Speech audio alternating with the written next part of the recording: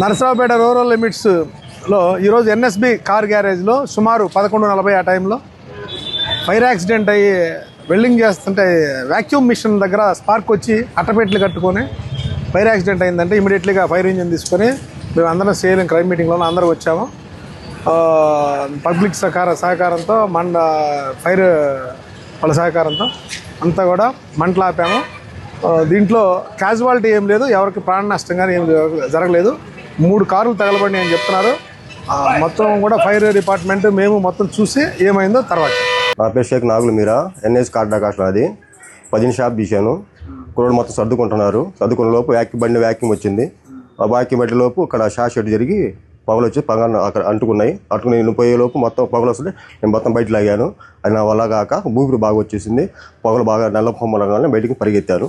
దాని వ్యాల్యూ సుమారు 8 లక్షలకు పోయింది సార్. ఎన్ని కార్లు తగలబడ్డాయి? ఆ వ్యాక్యూమ్ వల్ల షార్ట్ షెడ్. ఎన్ని కార్లు అంటున్నా? 3 కార్లు సార్. ఇన్నోవా చిస్టా ఒకటి, స్కార్పియో ఒకటి, ఫార్చునర్ ఒకటి, డిజైర్ ఒకటి.